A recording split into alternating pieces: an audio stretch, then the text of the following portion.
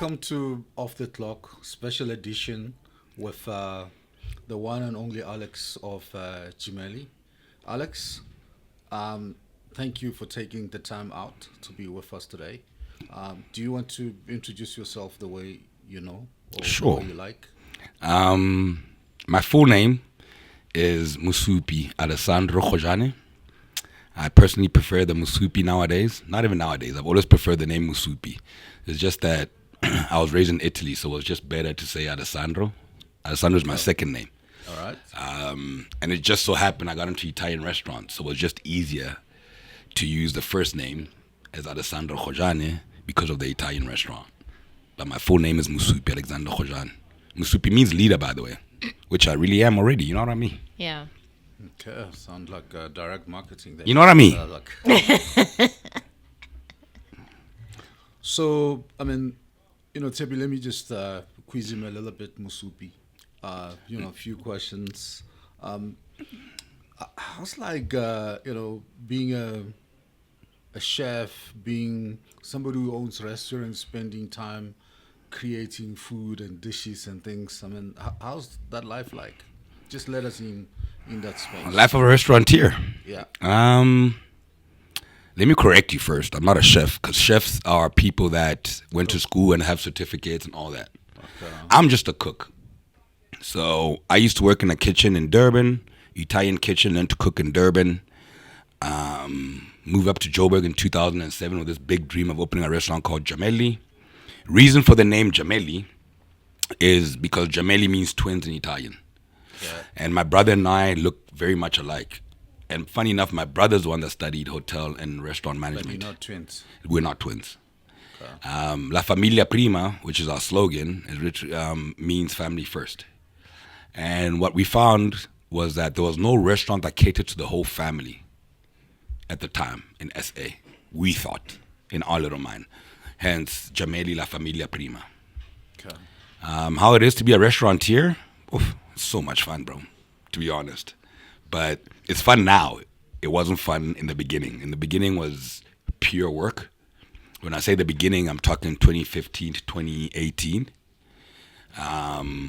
Before I had a full team. It was just me and my chef and 22 other people. But nowadays it's great, bro. I do these great interviews like I'm doing right now. I've got a great reputation with a lot of different businessmen because I have so much access to a lot of businessmen and access to corporates, and it's fun. It's great being a restaurateur, to be honest. Cool. How do you? I mean, I've been to a restaurant. There's one particular dish that I like, The seafood linguine. and I keep coming back and back again and again and It's again. actually his So- favorite restaurant, yeah. if I'm being honest Yeah. with you. Yeah. So, how do you keep the quality, the standard the same? Because I mean, it's not a franchise. No. It's kind of a top restaurant in Yeah. a corner with very casual.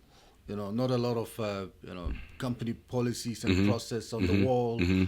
How do you keep that quality consistent over time? I mean, I've been eating there from the beginning For 9 and years. I find the food's still the same. Your son was still in high school. Yeah, you're not the same, but the food remains the same. You've grown, bruh. What's changed? I'm better looking. Is that what you say? I'm not the same. I'm better looking. I've lost some weight. I get it. I understand. How have I kept it consistent? I'm very, I eat my food every day. Every day I eat my own food. I'm very proud as a man, as a person of who I am, what I deliver on a plate. And I make sure my team understands that. A. B. How do I keep the sauces and the food the same day in and day out is building a prep kitchen. A lot of people don't know is that we have a prep kitchen that just all their job is to prep sauces, prep everything that we make. So it's the same guy that's making the same thing for the last 6 years. And that guy trains other guys to do the same thing for another 6 years. The consistency of the product is because of the prep kitchen. The consistency of the service and the warmth of the restaurant it's me and my team, because I have a certain standard that I want my customers to appreciate when they walk in. I have a very simple rule with my staff. Very simple. You treat every person that walks into that door, if it's an elderly man that looks like it could be my dad, you treat that man like my dad. If it's a lady like Tshepi that walks in the door, she's like my little sister. You treat her like my little sister. If there's a boy like your son's age that walks in the door, that's my little brother. You treat them like your little brother. Then you won't have any issues. Because I'm sure you respect my family as your boss. That's how I treat. That's how we keep it consistent. It's a small, easy thing to follow. Wow. Yeah. So tell us a little bit about the Italian influence to the restaurant, to the whole concept. I mean, I'm sure Yeah. you could have gone French or something else. So I went Italian by pure mistake. I was blessed enough that my dad was a diplomat for the Lesotho government for a few years. I was in Italy for about 10 years of my life, 10 to 12 years of my life, from a baby to the age of 12. Got back to South Africa, went to school in the Free State, and then I went to varsity in Durban. And my first year of varsity, I think I went to school for basically, I was at school every day, but I was in class for the first 2 weeks. And then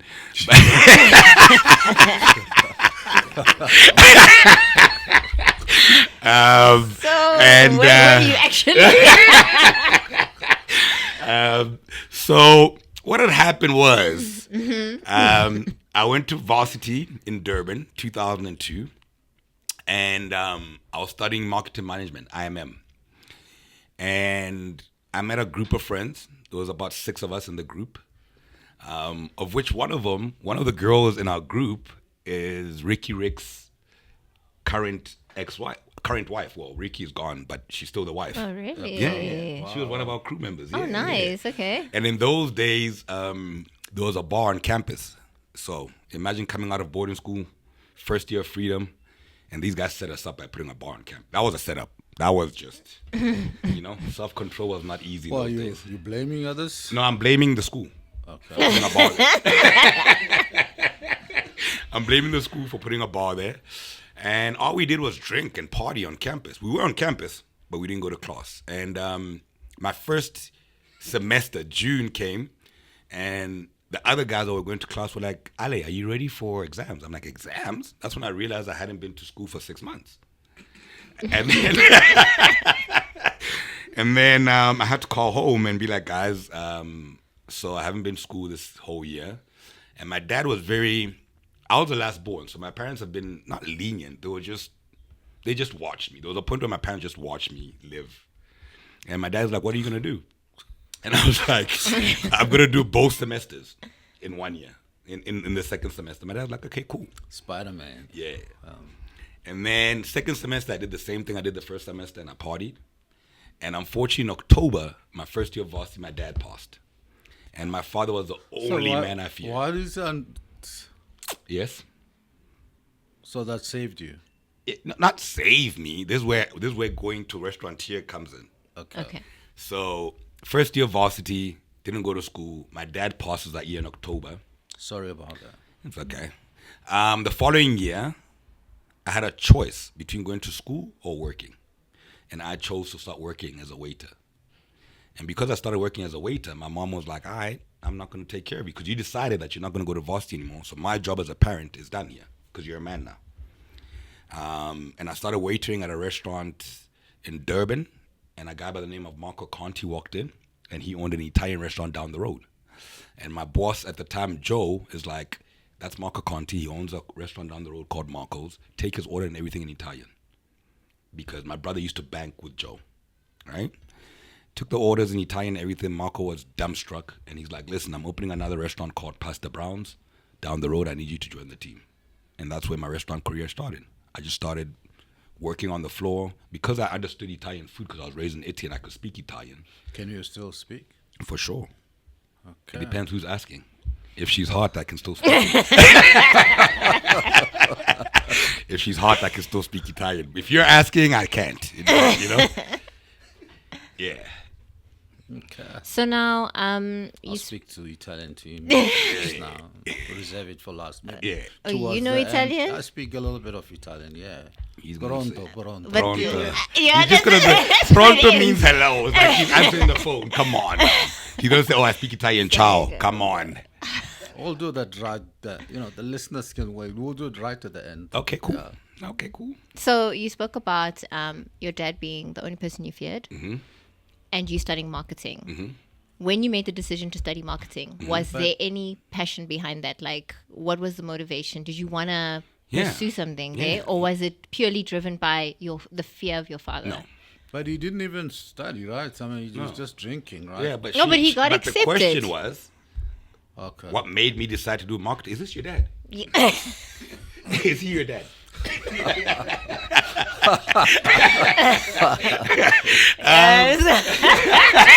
The reason I decided to study marketing is because I've always been an artist in my head, right? I don't want to call myself arty-farty, but accounting, being a doctor, in those days, either you're an accountant or a doctor or a lawyer. You had three options in the black community. And I've always been, I don't want to call myself a rebel. I just didn't follow the normal grain, right? And I've always been artistic. And I've always loved human beings. So that's what marketing is. Marketing is coming up with great ideas for products, and you interact with a lot of people. And that was the beginning. That was the idea I had about studying. I didn't want to study anything else. It was either that or those other three. And in the, I guess, I don't know, 2 weeks of marketing that you went to, was there anything that you picked up from there that stuck with you, that has helped you with your business? No. Okay. No, to be honest, for me, school was the biggest waste of time.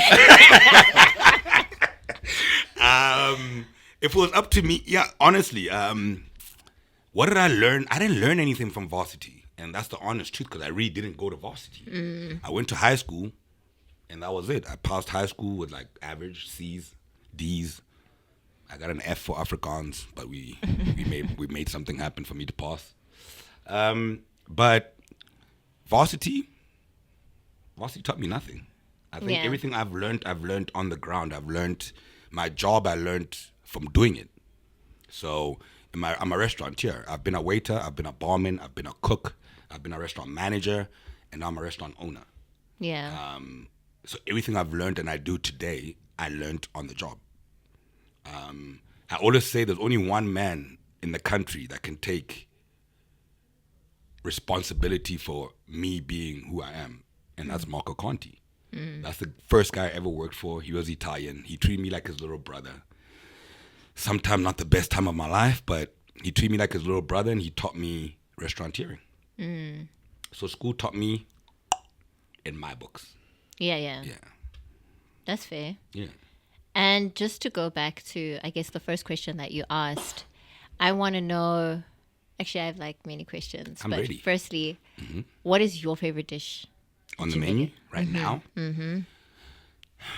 It's not a fair question because, Like you walk in and you're like, I want you know, that. Like, I go through stages. Okay. I go through stages. I abuse a dish so much that I don't want it the next month. Okay.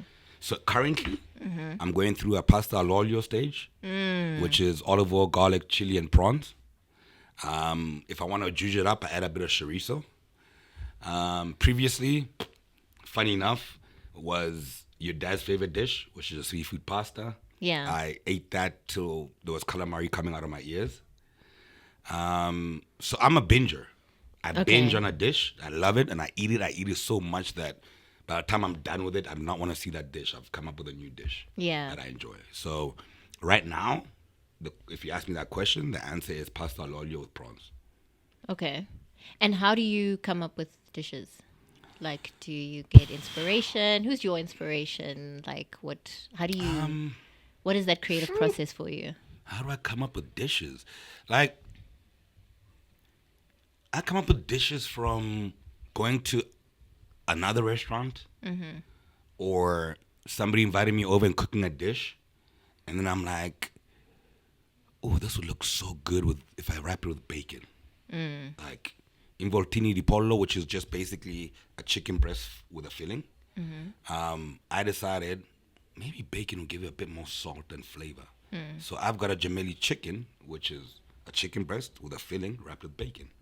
Okay. So I tend to eat a dish or see a dish, and I'm like, let me blackenize it. Let me give it more flavor. Let me give it sauce. Yes. That's what I do. Yeah. And So do I you do find this in inspiration your everywhere. do you do this in your kitchen, or do you do this at work, or No, like I get what my is- team to do it. Okay. Funny enough, I'm like, I saw this dish at a friend's house. I got a chef now, right? So I'm like, guy, I saw this dish. I'm thinking we should do it this way. What do you think? And my chef would be like, I don't know if that's gonna work. I'm like, let's do it my way. Let's taste it, and then let's work from there. Okay. Okay. And that's how we work dishes out. Sure. That's interesting. So that's like innovation for you. Yeah, that's innovation for me. So in my field, you don't have innovation team that's nah, you're just spontaneous. it's just me and my chef. Just impulsive. Very impulsive. For example, we're launching a brand new menu now with waffles. Waffles and chicken was an inspiration. What, for the pantry or the For the restaurant? pantry. For the pantry. So you've launched a whole new, about 6 dishes, and it just came from the customer. Customers are like, I hear you, you're doing a great brunch and everything, but we need more. We need something a bit more filling. So we have a cold meat platter now, which a lot of ladies enjoy with a bit of nuts and fruit. People are getting healthier, so now they want a breakfast wrap. So we've made a breakfast wrap. Yeah, I come up with ideas from watching the customer. So the pantry, you play a lot about the breads and all that. Yeah, it's a breakfast shop, so there's a lot of bread involved with that. I'm trying to move more onto a lot more baking. Even though there's no money in bakery, I used to have a bakery, but I really love bread. But it's more of a brunch breakfast spot. It's more for the ladies. I co-own a bakery. You co-own a bakery? Yeah, There's no money in that thing. My partner is Italian. That's a lot of money. Really? Yeah. Well, I was in the wrong business. It's just how you do it. Fair. I mean, think about the whole story of there's no money in mineral water. Yes. There's a lot. If you sell it to school-going students, it's a wrong place. Correct. You sell it to restaurants, airlines, high-end. That's a lot of money. Fair. Even milk. You think there's no money in milk. Of course, you sell it to, families and all that. A lot of people make milk. Yeah. I mean, money from milk. Yeah. You think about, the 2 liter that you buy from Woolies, whether it's low fat or full cream, it's probably 35 rands, 40 rands. The farmer sell that thing for 10. Fair. A lot of people make money in between. But just like you guys in restaurants, I like wine. I love wine, and I study wine. The wine may be leaving the farm at 200, but I come to a restaurant, it's 700. Correct. Fair. Why? I guess I was in the wrong. He's I had the wrong asking you supplier. specifically why. Why it's like Why that? is your wine at Gemili at 700? Why are you popping your neck when you ask me a question, Tshepi? Don't pop your neck when you ask a question. What people don't understand is that, yes, a bottle of wine is $200, but you forget there's a Tshepi that's going to serve it to you. She costs money.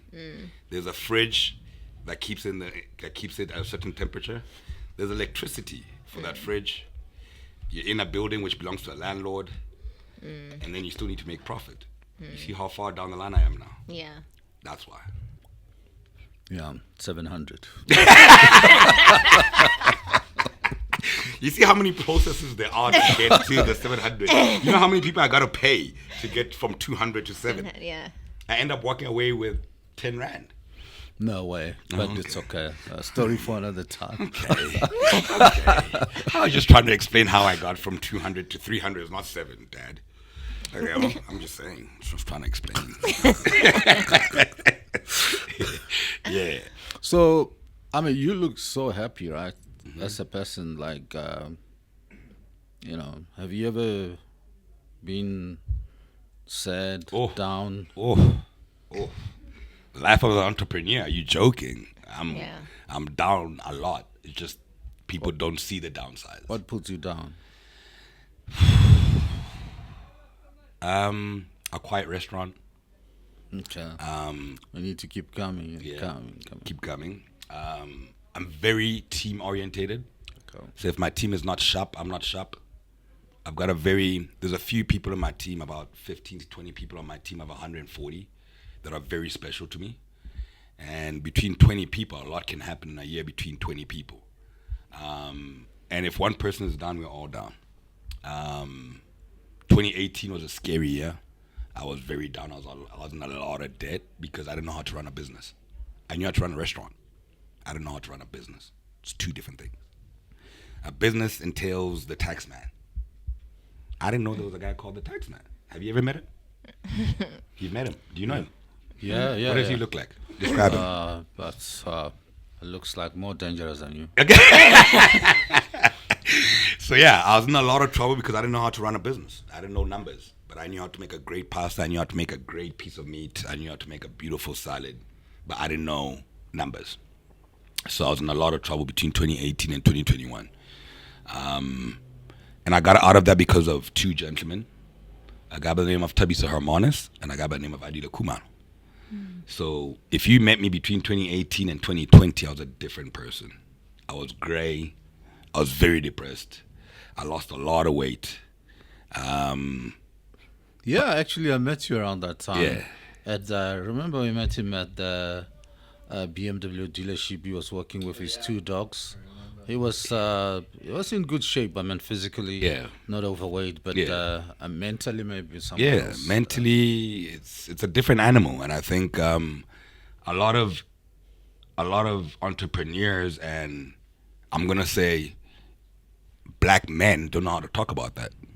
They don't know how to be honest about what they've gone through, so other people don't have to go through it. I am. If you ask me questions, I'll give you answers on how hard it is to be an entrepreneur. Sure. I mean, when, in your whole life, when were you the happiest? Like, if you recall, like happy like you're on drugs, happy, Happy like when I'm was on drugs. The first year of Gemili, because you're excited. It's a brand new business. You're feeding people. You're meeting new people. What year was that? 2015, 2016. So I opened in October 2015. So let's call it 2015 October till 2018 July was a great time in my life. Because 2018 Feb I got married, which was an amazing time. And I also started a new business called Gemili at Home in 2018 because I made my own food at my own wedding. So I started a business where I make food for other people. So that was the happiest time in my life. 2015, 2018 are arguably the happiest years of my life. Wow. Didn't last long though. Jesus, Dad.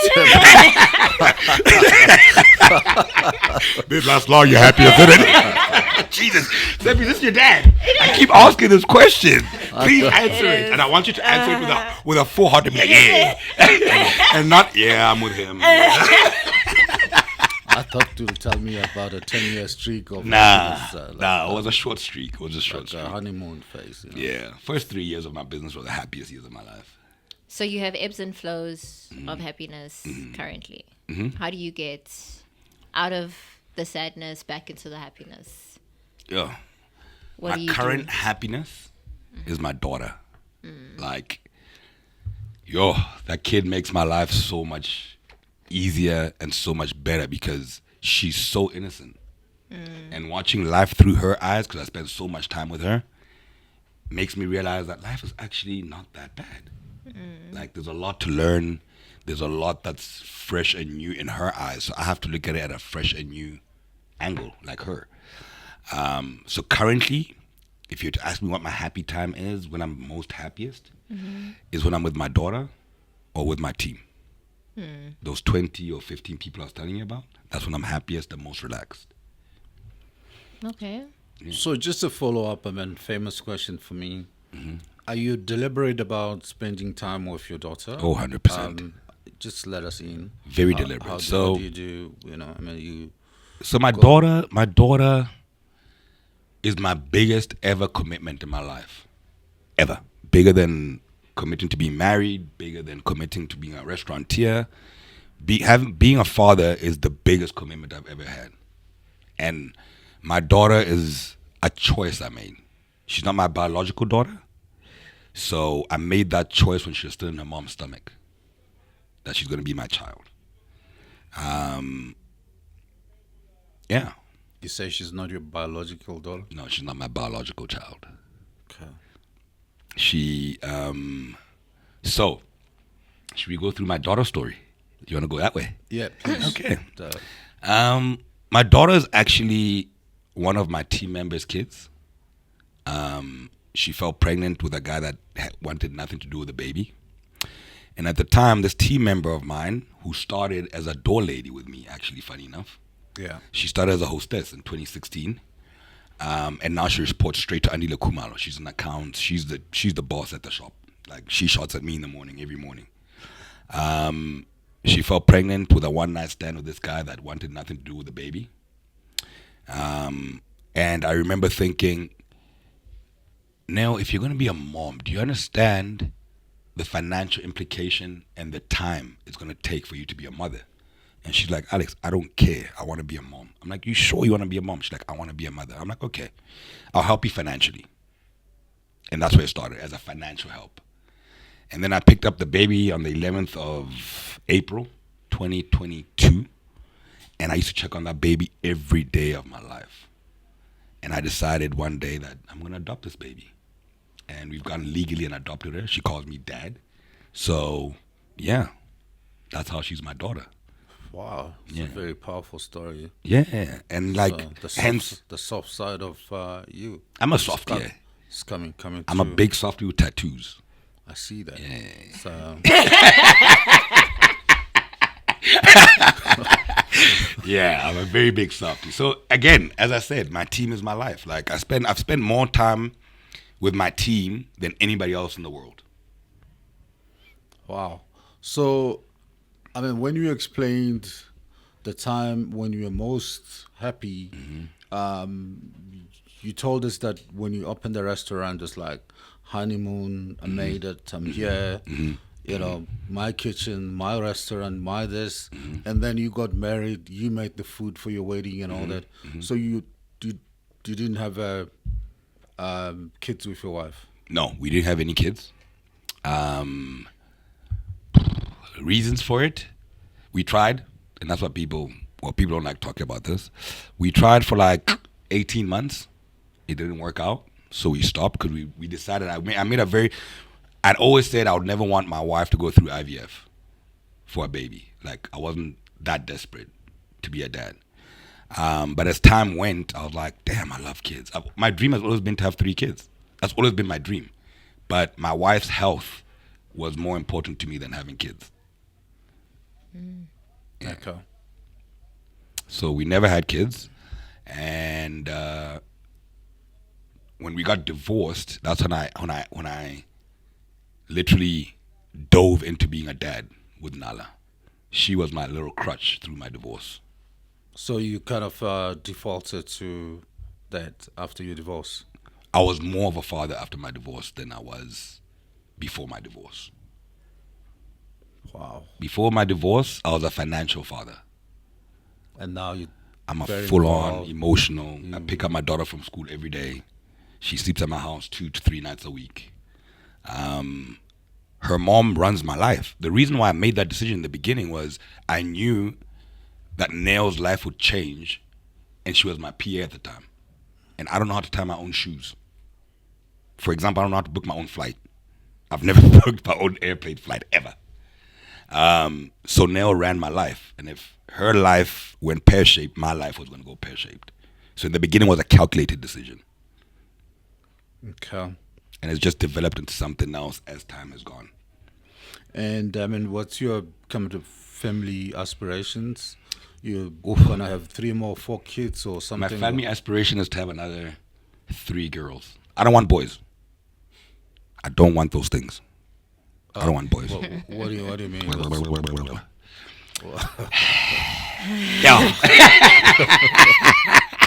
You know, since being a girl dad, like, it's so much.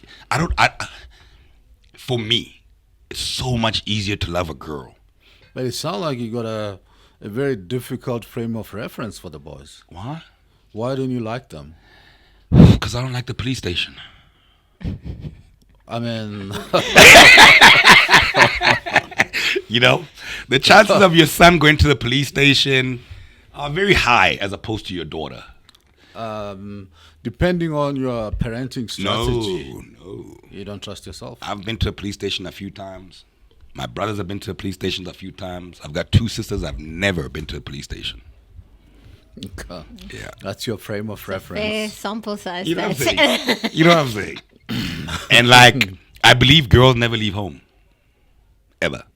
Like, your daughter can get married, but she'll make sure her dad is sharp at any given time. Your son falls in love and he kind of forgets you as a dad. And don't look at him like that. Why are you looking at him like that?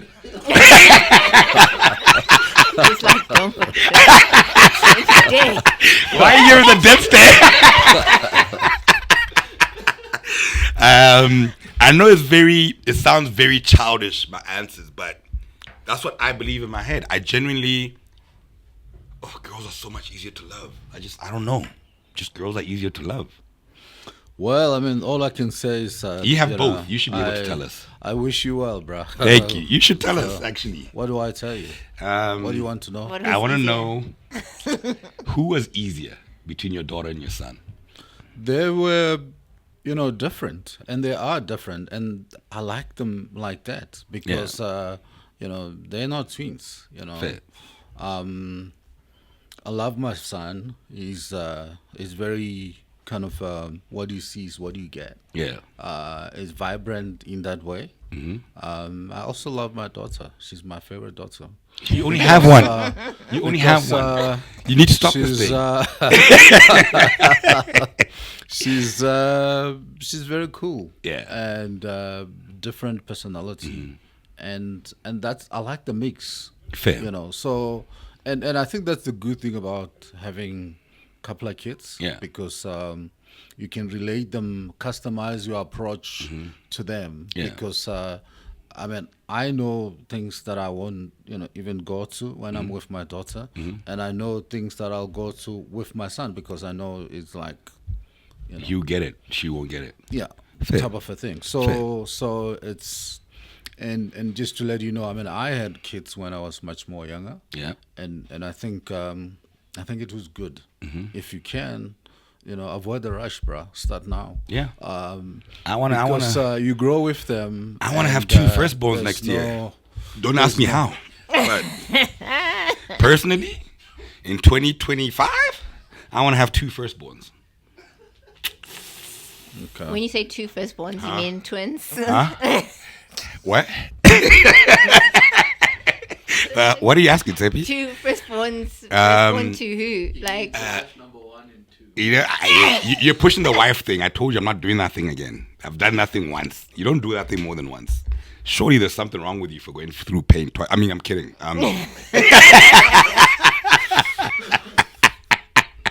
No. I love the Zulu Nation for a reason.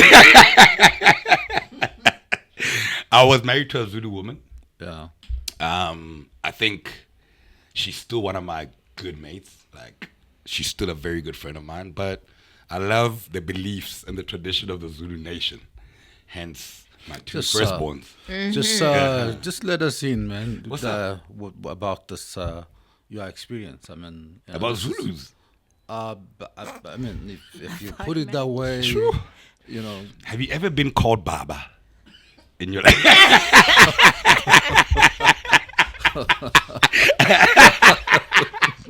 Has anybody ever said Sawubona Baba? No. Exactly. It's a great feeling being called Baba. You actually feel like you can pop your neck.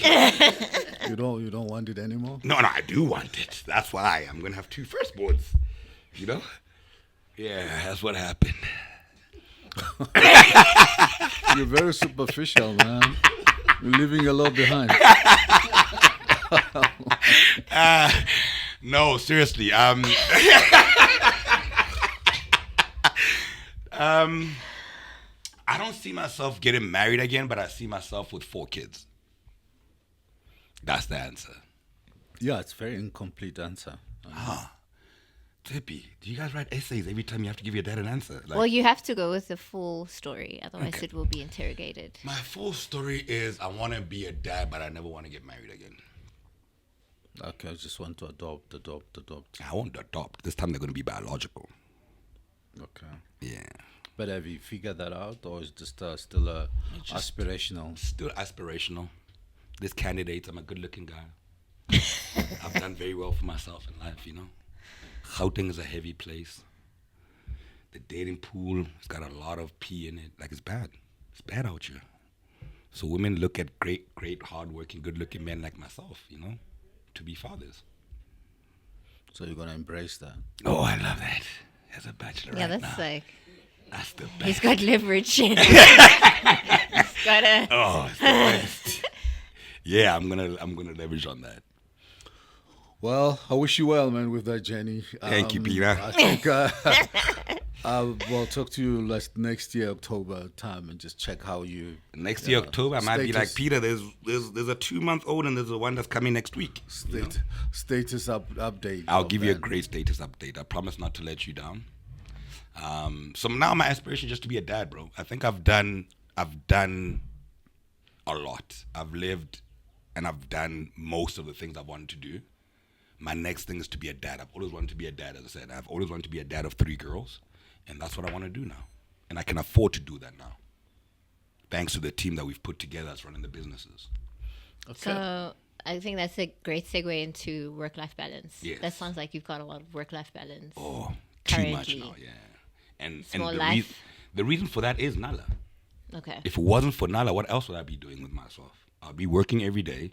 After work, I'd go home, sleep, wake up, and go back to work. What time is after work for a restaurant here? Because it feels like Gemili is open 24. 2 a.m., Really? 12 midnight, you're back in there at 9. Okay. If you want to live that life.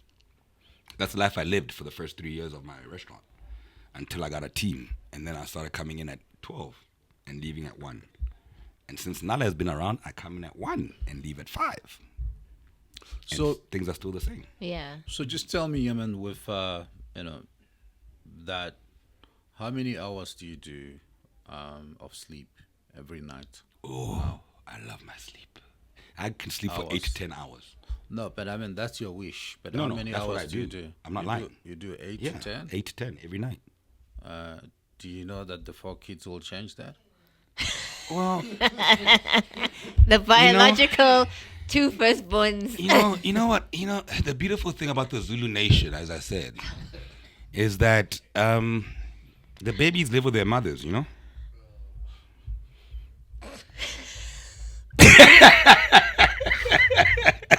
You know? Like, I have my house. The kids have their house with their mom. I doubt it. That sounds like a fantasy, huh? Okay. I don't think you're going to be Peter, like that. Peter, I'm one of one. Next year, October, we're going to have this conversation again. I love your level of confidence. I mean, reality is something else, and I'm sure you'll respect this coming from me because 100%. I'm talking from experience. But you are not, married, Peter. Married with kids, yes. I'm not married. No. What I'm saying is kids are hard. Yes. In the same way that you don't like boys, kids are hard to raise. Fair. So Agree. whether they live next door or they live with you Yeah. or 5 Ks down the Yeah. road, It's a lot of they're work. still your kids. If the temperature is too high, you're I gonna still know. need to get in the car and take them If to they hospital. don't like this milk formula and there's a bit of colic, Yeah. the stomach and all that. If they can't poo, Yeah. it's I get all that. So it's let's talk later Next Yeah, year. yeah. I still say my thing is I want to be a dad. How You don't is know. a different animal. Yeah, That's it. I like this. Yeah. I was just You're not ready for this, were you? I You're not ready for this conversation, were you? no. Because I feel like Peter now is sitting me down and like, son, I hear you, but this is how life really works. I hear you. I hear you too. No, but it's your life. I mean, that's what you want, right? Yes, sir. You know, you're gonna be the more happier with the 3 girls, right? 3 girls, yeah. Nala being number 1. The next 2, we don't know if it's gonna be Bongi and Nkosana are gonna be the moms. You know, we don't know. Or Tandy. Or it's gonna be just Tandy. I'm a good-looking guy, Peter. That's just how you feel right now. Tshepi, say something. Help me. Your dad is grilling me here. Jesus, where are you? Yo. I tried with the sleep, and then we went back. Yo. No, but he's talking about 8 to 10 that he's doing now. When he started the restaurant, he was just doing 5. Yeah, I was doing 5 to 4 hours, 100%. You see it on his face. Yeah. Every day you walk in the restaurant, the guy doesn't sleep. It's just cook, eat, party, and all that. But he's gone through that phase. Yeah. The next difficult phase is 3 girls. Yeah. You know, which he thinks is a walk in the park. And Well, 1 girl has been a lot of fun so far. The way God has given them to me. yeah. So I think what is important is the circumstances around Nala are more favorable to you because you can opt in and out, randomly. But having 3 girls, of your own, it's don't take me wrong. You hear in terms of parenting. Yeah. 3 more girls, like It's gonna go up there. I see you. I hear you. So I'm just telling you in advance. 100%. Because right now, your glasses, fun and games. half It's half full, full. like everything is glorious. It's not even half full. It's still quarter full because I still got 3 more to go, I got this, Peter. I got this. And if I don't got it, I won't have 4. I'll have 2. Okay, that's Yeah. it's good. Yeah. Tshepi, you wanna? What do you Is- do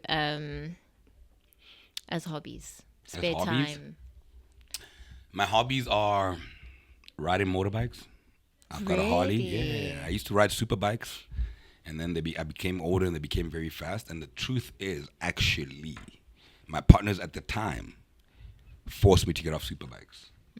Because they're like, we got key man insurance on you, dog. Without you, the business doesn't work. So if we're going to back you, you got to promise not to get on bikes. Oh wow. Yeah, I had to sign a contract that I would not get on a super bike. That's how it works. Yeah, Yeah. it's a key man, the main man. Yeah. You Yeah. invest your money in him. In me. They're not investing in the brand. They're investing in me. He kills himself. All your money's gone. Remember the sauce, the menus and stuff that he's doing. It's all me. It's Yeah. It's a very dangerous business. You have to keep him healthy. Yeah. And alive, yeah. I wish like the partners need to work on him more. What? What? But after like 3 years of the business doing well and me paying back some of their money, I had to go back to them and be like, guys, okay, I'm not going to ride a super bike at 300 Ks an hour. I'm going to ride a Harley. I need 2 wheels. So we agreed that I could get a Harley. So I still ride Harleys. How often do you ride? Not as much as I used to because I love sleep and I love hanging out with my daughter. But I ride. I used to ride every Sunday. Now I'll ride 2 Sundays, 1 Sunday a month. It's more than enough. In a group or alone? In a group. Okay. And it's different groups. I don't belong to Hell's Angels or Yeah. a group. I just ride with whoever's gonna ride because I know a lot of people as a restaurateur. I get to ride with a lot of different people, but I prefer to ride with less than 4 people, 4 and less. Okay. So riders have a reputation, a perception around them that they're bad, they're rude, they swear, they're dangerous, they show fingers on the road and all that. I mean, is that true? It's very true. All of that is true. I'm not one of them.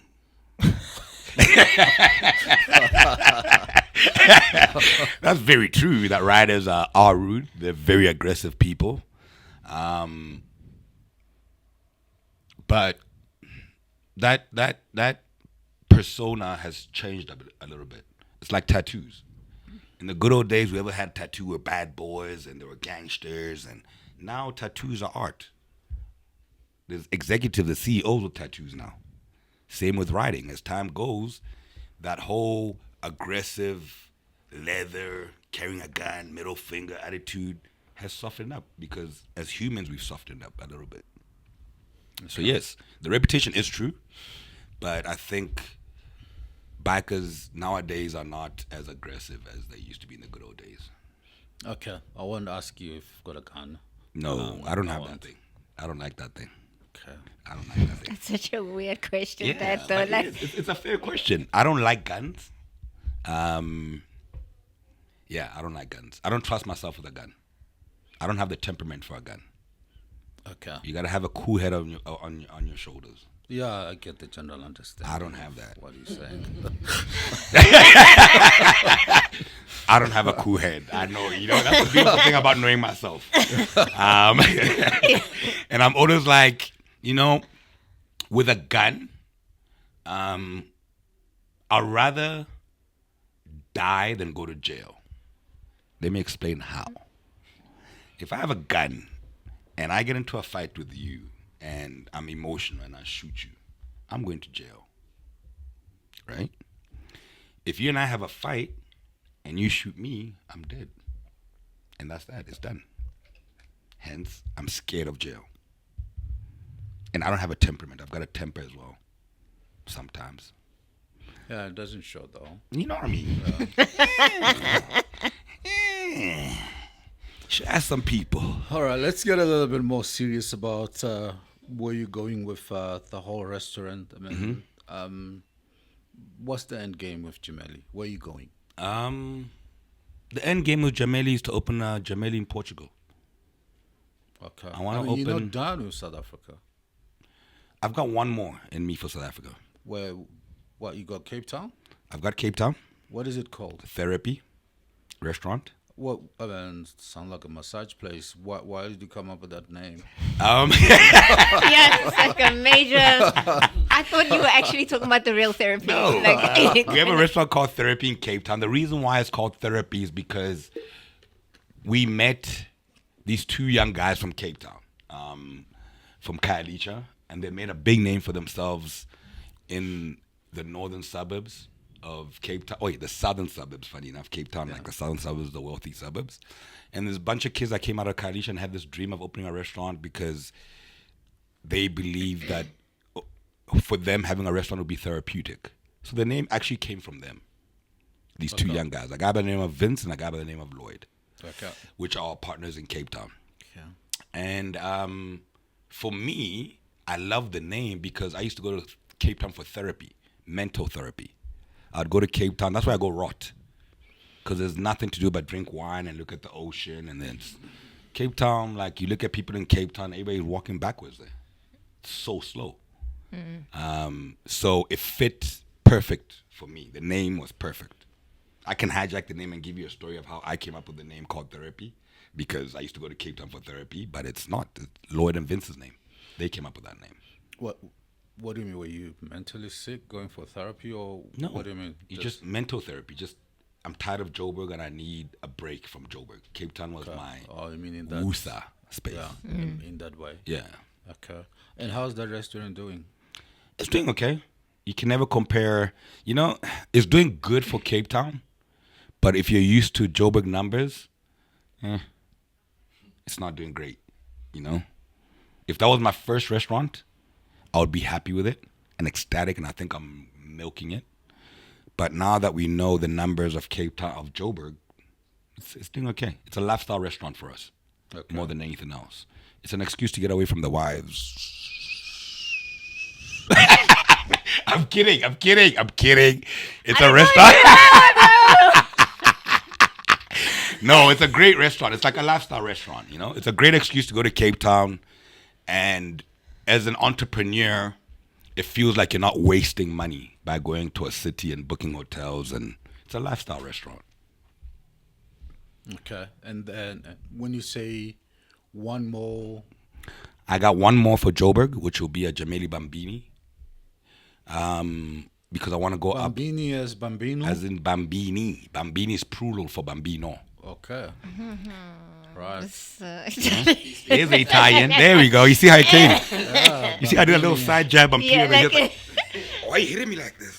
Gemili Bambini because, again, I believe my business, or our businesses rather, are based around my customers' behavior. Okay. Literally. So you're solving a problem. I'm solving a problem at any given time. Okay. So Pantry has always been, when I opened Gemili, I was 33. My female friends were between the ages of 26 and 35. Those same women are now in their 40s or 39. They're moms. They're married. They don't go to clubs anymore. Their idea of a club is to go with their kids to a restaurant. Bambini. And what I've realized about Joburg is that, well, about family-oriented restaurant is that the family-oriented restaurants cater to kids with parents. People don't cater to parents with kids. Okay, explain that. The food is horrible. Okay. The play area is great for the kids. But mom and dad are there begrudgingly just to have a bit of wusa. Okay. My thing is, I want to make great food for the parents because kids of nowadays eat sushi themselves, funny enough. So it's going to be good food for the parents. You serious? Yeah. I mean, parents give their kids sushi? What? My nieces started eating sushi at the age of 2. Bad parenting. No, that's not bad parenting. That's just, I'm going out for dinner with my kid and I'm not going to go to Papacino's. And I'm eating sushi and my kid is going to taste my sushi and like it. Okay. I can guarantee Tshepi's daughter, by the age of 3, will be eating sushi. Okay, we'll see how Without it goes. fail. We'll see. For example, Nala, my daughter, she's 2 years and 6 months. She eats the pasta all'olio because dad eats the pasta all'olio. And the pasta all'olio has garlic, chili, and prawns.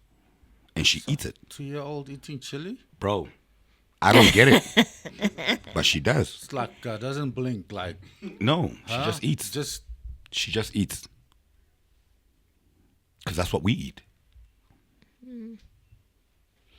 Yeah, I guess sound like a single parent, right? Yeah. Stuff. Yeah. You can do better. Then. Yeah, come on. I'm doing good already. Tshepi, why are you here, bro? Because it just feels like I'm getting shot left, right, and You guys center. are firing shots at each other. No, Like, I feel no. like it's fair game. Yeah. I don't want to enter and then your the shots dad- at me. Your dad feels like my dad at the moment. Son, I think you shouldn't be doing this. You should be doing that with your daughter. Okay, Dad, I got this.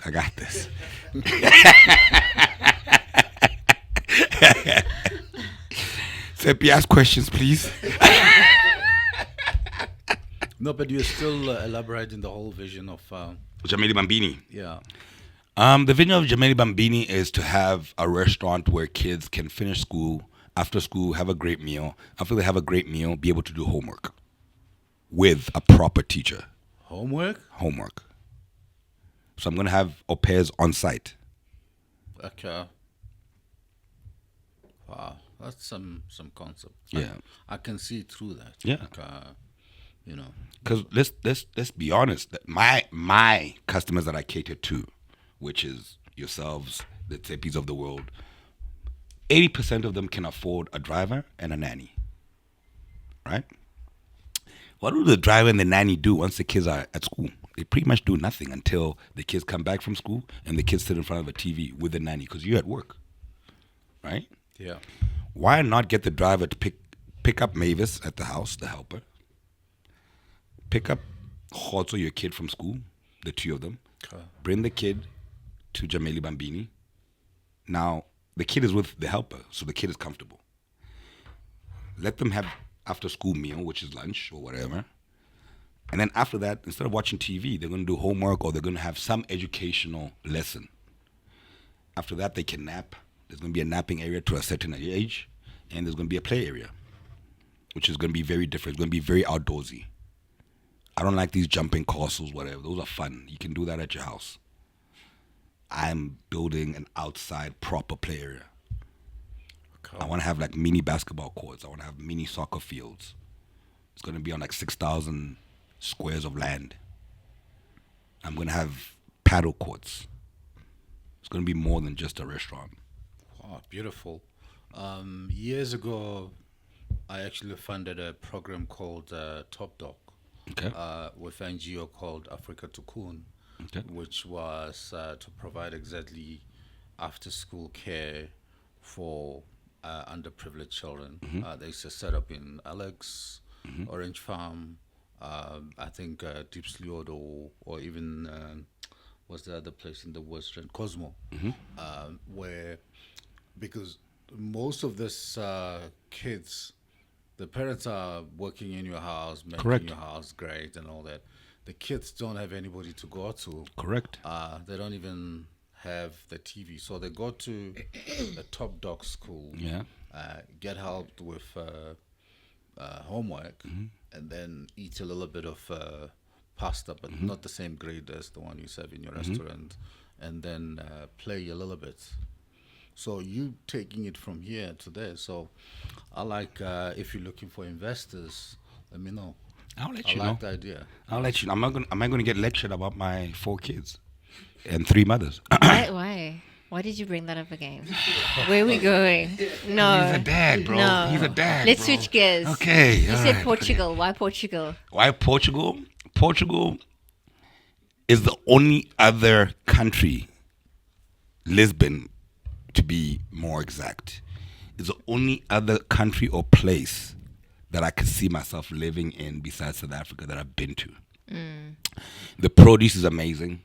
The lifestyle there is restaurant downstairs, bars upstairs, which makes perfect sense to me. My partners in a different business have bought some property there, 2 different properties there. So there's a gap to put a Gemili downstairs and a Pring and a bar upstairs. So you're leaving? I'm not leaving. Yeah, the boss. Am I leaving? I'm just giving myself options. I'm not leaving. I'm giving myself options. This is kind of a lifestyle business now. No, like I don't know. I don't know if I want my kids. I don't know if my kids are gonna. South Africa is gonna be the same in the next 10 years. I don't know. What are you talking about now? The economy, the way the country's run. I'm not sold. I don't know if we're gonna be as free and vibrant and alive as we are right now in the next 10 years. I don't know. You're looking for guarantees now? I'm not looking for guarantees. I'm looking for options. I want to have an option. If things go pear-shaped here at home, I want to know that I've got an overseas option. Plan B. Plan B. That's all it is. I've been offered sites in Dubai, but the thing about Dubai is that you got to live there to have a business there. I hate Dubai. I don't like living from aircon to aircon. You cannot walk outside in Dubai. So if I open a restaurant anywhere, I'm going to live there. I'm going to spend a lot of time there for the first 6 months to a year. I don't see myself living in Dubai for more than 2 months. Portugal? Pff, what a good time. The produce is good. The people are nice. That's why Portugal. Okay. So, I mean, still with that in mind, have you thought about franchising Gemili? Have you thought about Gemili Light? Because We have. right now, Gemili We is have. heavy. We have. And how far did that go? Franchising means franchisees, eh? Yes. There are plenty of them. Franchisees means you need to find somebody that believes and will respect your brand as much as you do. Or you force them to respect. I don't want to force anybody. Okay. I don't want to force you. Okay. I get it. You don't want a franchise. I don't want a franchise. Okay. What about Gemili Light? We can do Gemili Light. As I said, I've got Because- 20 members of my team that I really love and really love me back, and they really love the brand and the product. Okay. So if we ever franchised, in brackets, it would always be owned by us, being the board, being me, Andy Tshepiso, and that's it. And the franchisee would be one of these 20 people. Okay. And they'll own a portion of that business, and they'll run that business because they've run my businesses, and they have the passion for the brand. Because keeping it in house. Because I love your food, but I think it's like a treat. Yeah. But I think some of it is very healthy. Yeah. We can debate on that. But it's not accessible. If I'm in Melrose Ark or Mall of Africa or Waterfall or Senton, I don't want the whole big pasta linguine. Yeah. Or, You want to take away? I want a small lunch size Gemili Light. Yeah. I need to be able to get it. What are you gonna do about it? I mean, We're not there yet. Okay. We're not gonna there get yet. there? Well, what if we don't want to get there? Okay. You don't want to get there. No, I don't want to. You know, the thing about franchising is and stores, sometimes more is not better. Eh? Sometimes all you got to do is concentrate on the one cash cow that you have that takes care of you. And you got to be happy with a certain amount of money you make. Because sometimes what happens is that you open a lot of stores, and these stores just take from this store. Yeah, you have a top 2 performing and the dogs You know what I that mean? are not performing Or well. you could just chill and have one restaurant that makes a lot of money for you, and you're having fun doing it. As I said, I've changed gears. I don't want to work more. Franchising means a whole other division of a business that I'm building. I wanted to lay back and be a dad. What about those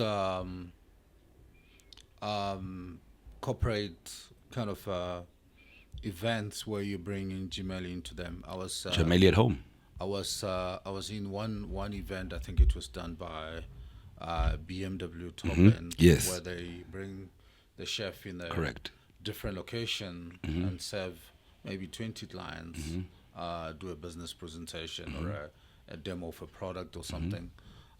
Do you do those? Still do those? Yeah. That's where this. Remember, I told you I got married in 2018, Yeah. and I did my own food in 2018, and then I started a business called Gemili at Home, Yeah. and then Nell, who's Nala's mom, went from a door lady to heading up the Gemili at Home business because it grew like wildfire. Okay. And then that business is still Gemili, but it's a wing of Gemili which makes us extra money without the extra staff and hassle. Because now I don't have overheads when I do a Gemili at Home gig. I don't have lights to pay for. I don't have a building to pay for. The staff that's working for me is coming to your house cooking. You're paying me. They're coming back to my restaurant. I see.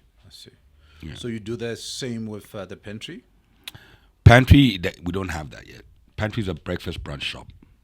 We don't have a pantry at home yet. Okay. I don't see it coming. But Gemili at Home is a great business. We do 2 of those a week. It's a great business. It's got 0 overheads Okay. that you don't have already. All right, Tshepi, you want to ask him a few questions and we wind it down a little bit? I'm actually ready for you to ask us questions, unless you have one additional. Yeah, I do have some additional restaurants. I mean, questions for the restaurant here. Sure. He's grilling you. Yeah, I'm ready. Yes, Dad. Yes. You know, the concept of the bar, the drinks, what you have done. I mean, that in itself can stand alone, right? Because Correct. I'm sure in a lot of restaurants, and I've seen this before. I've been around long enough to know some restaurants sell more alcohol than food. 100%. That's where your money is. That's where your margins are. What is your ratios and percentages there? It's about a 65-35 at the moment, huh? Okay, what is 65? 65 liquor, 35 food. Damn. Because the thing about liquor is you can have a lot of it. A meal you can only have one and you're full. And you can drink the whole night. You can drink the whole night and just keep going to the toilet and coming back and drinking more. A meal you can have 3 in a day. Drinks you can have 13 a day. Okay. Have you ever thought about kind of making that the bar side of thing We're working on very something. bespoke and different that you can? We're working on something with Miso, Okay. which is the kid that started Pirignane with me, my dad's bar. That's why it's called Pirignane. My dad's name was Alex Khojane. That was my father's name. So I called the bar Pirignane Bar because my dad was an ambassador and entertainer. My dad was a big entertainer. Like, he loved hosting people.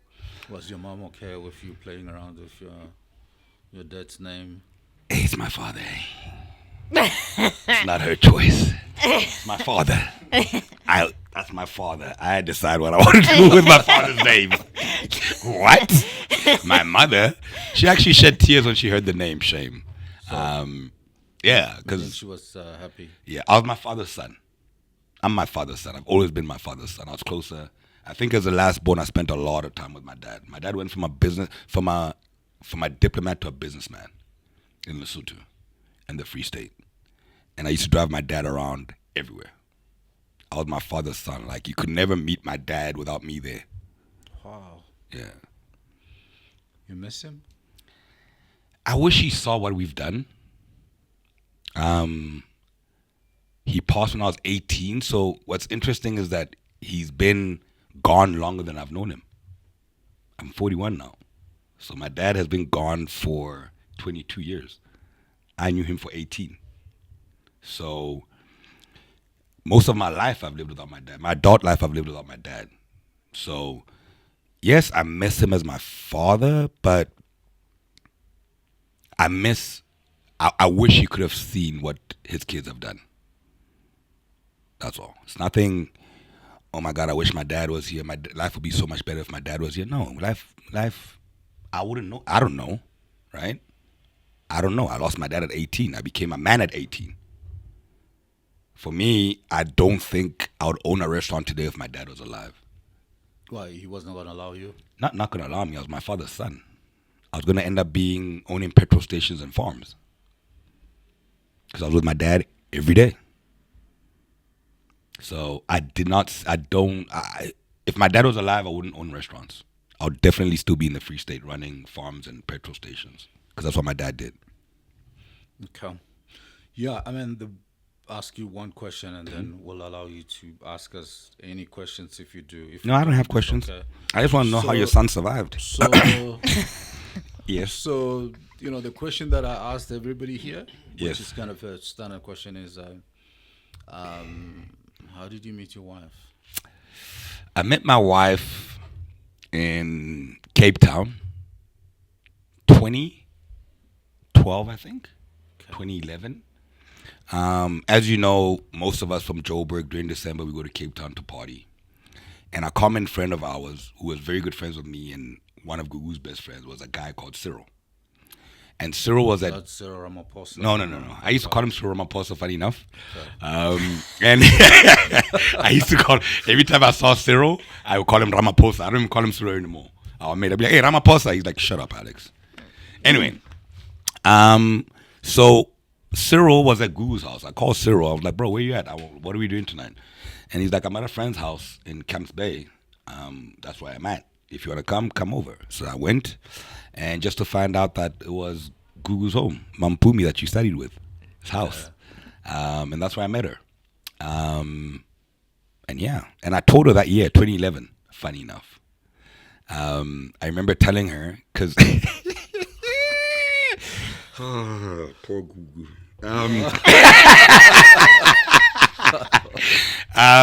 I met her at her house, and she didn't give me the time of day. So... I'm a pretty confident guy, since I've been a kid. Dismissed you? Yeah, she didn't want to give me the time of day. I'm like, do you see how good looking I am and how confident I am? What are you doing? Like, I'm out of your league. I shouldn't even be talking to you. Actually, like, what are you doing? She's like... You told her this? No, I didn't tell her that. Okay. I wouldn't be alive. Okay. Yeah. I was just like, this girl's not giving me the time. I'm not used to that. I've never had issues dating. In a non-arrogant way.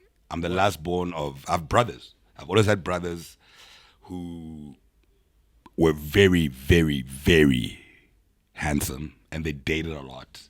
And I just got used to... My brother used to give me game when I was young. Okay. Yeah. That's where you learned. Correct. My brothers gave me game from a very young age. What does that look like? Give me game. Giving me game is like going to your brother and be like, hey, yo... I saw this girl at school and I like her. What do I do? My brother would be like, all right, boy, this is what we're going to do with this one. We're going to buy her flowers. We're going to do this. We're going to, Okay, they always put me on game. Okay. Most other kids find out the hard way. Guys that don't have brothers and, you just have your dad. You just have your dad. And your dad's Mac game is whack. All right. Let's take it easy, all right? So you cannot go to dad and ask him for game. You know what I mean? Yeah. You know? Funny story though, but yeah. anyway, we'll talk about it. Yeah. So I've always been pretty confident. I've always been a sportsman. So I've never had issues with the opposite race. And this was the first time I had an issue. And it was this woman. And she wouldn't give me the time of day. I'm like, and then maybe a week later, because we hung out a lot, because I was with Cyril, hung out a lot with her that week, that whole holiday. And at the end of the holiday, I was like, well, you don't know it yet, but I'm going to marry you. This is 2011. That was your line. That was my line. And she's like, shut up. Many years ago, 2015, 2014, I was working at a restaurant called, I'm not going to tell you the name because we had an ugly breakup. And she came to the restaurant. Well, she calls me. At the time was the best restaurant in Joburg. The best Italian restaurant in Joburg was that restaurant. And I was at the top of my game. I was a restaurant manager.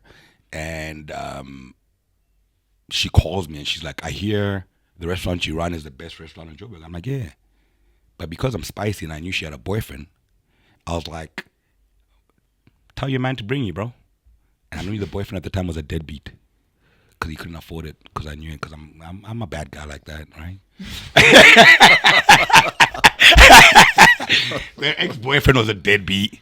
And I was like, tell your man to come to bring you over. That was my way of finding out if they're still together. Following week, she calls me.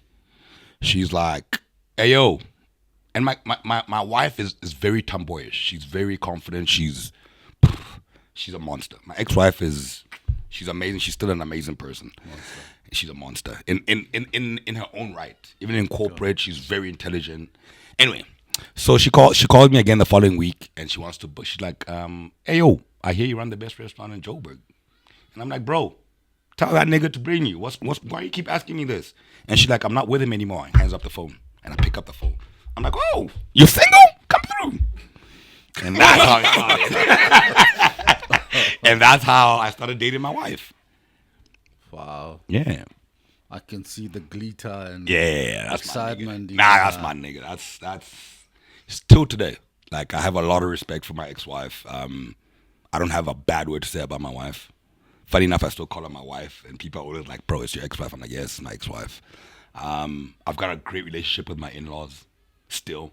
Okay, My brother-in-law is still one of my best mates. We hang out all the time. That's good. My mother-in-law is still my mom. Are you able to share how you went different ways? Yeah, we just outgrew each other. It happens. But who outgrew? She outgrew me. Okay. Like, as you can see, I'm like a Wanted to play 5-year-old. forever. I'm a 5-year-old. I don't take life too seriously. Yeah, she outgrew me. Okay. And she wanted more time, which I didn't have at the time. But now you got so much time. Now I got plenty time. You can go back. Nah, my car doesn't have a reverse, My car just knows how to go forward. I lost that reverse gear at some point while I was driving. Okay. Yeah. Cool. Alex, Yes, sir. thank you so much, my brother, Only a pleasure. for coming out today. Yes, Do you sir. have any parting comments, questions to me and my Only. favorite Only. only daughter? Nah, I don't have really questions. What I want to know, actually, I do have one. Okay. A lot of people do. What made you guys come up with this idea of this podcast? And why the name? Actually, it was my son's idea. We got this reverse mentorship relationship. I'm very prolific on LinkedIn. I share a post twice a week. I write thought leadership articles and put them there. And I was like, I'm good, and I wanted him to obviously, help me with social media, strengthen my skills and all that. Because you're old, right? Of course, I'm old, man. Yeah. You're rubbing it in. Yo, you've been giving me the whole interview, bro. It's my turn. Yeah. And he said, look, you can do better. LinkedIn is not social media. It's just a workers' platform. Yeah. Try Instagram. TikTok, and I said, look, those are not for me. I don't like them. I'm okay. And he suggested that we do a podcast. You don't like them because you don't understand them, or you don't like them because you're old? No, it's a personal choice, bro. Okay. I choose things that I do, like, wine, music, movies, and all that stuff. Old people stuff. So, yeah, exactly. Food. Yes. You guys deserve a podcast. Just you two. Feels like I'm talking to my own dad. My dad had this persona as well. Yeah. So then we said, okay, fine. If we do a podcast, I said I can't do it alone. We need to do it together. Yeah. If we do it together, we'll do it. Yeah. Then we started working on researching the name, the topic, and said we don't want to talk business. We call it off the clock because we want you to come here, relax like you've been relaxed, like you feel like you've been in therapy, like that feeling that you had today, that you talk about your daughter, your marriage, your family, not serious stuff, but the stuff that you do to relax. Yeah. And we've done interviews of leaders like you today, over 40 of them. If you check the page, I thought I was special. Yeah. So it's been relentless and satisfying, and I think it got us to spend more time together with my son. And my daughter felt jealous and said, "Look, I want That to is jump not in." true. You see what I mean? That is not true. You see what I mean? I take it back. You see what I mean? You see what I mean, Tshepi? take Oh, it now back. you're awake. Oh. Felt excluded. No, that's not true. You see what I mean? Alright, you I've can- been getting shot the whole day, Tshepi. You've been smiling here. It's your All right, turn. you can talk for yourself. Talk for No, yourself, I Tshepi. think my dad had a vision for this to be a lot more inclusive, Yeah. a lot more of a family type Yeah. thing. Yeah. And so La familia. here I am. La familia Yes. prima. Yeah. Family Exactly, The exactly. real story. Yes, sir. I told my dad I think it would be better if we have some variety on the show and bring Correct. my sister on, Yeah. so that we have like A female's perspective. Yes, and the A bit of a dynamic will be sensitive, a lot more you know, better, a right? bit softer So touch. these answers you got Yes. here. Yeah, are not the The truth. Thank you, No, boy. but mine was closer to the truth, I think. Yours was more like I wanted to be part of the family. No. I want to be one of the boys. No. Okay. That's the only question I have, sir. I'm good. Any comments? Any parting shots? Anything? Nope. Only parting shots is I would love to do this again next year, October, With your La Familia. with my two firstborns. And I want you to ask me the same questions. And I'll shock you, old man. I mean, Peter.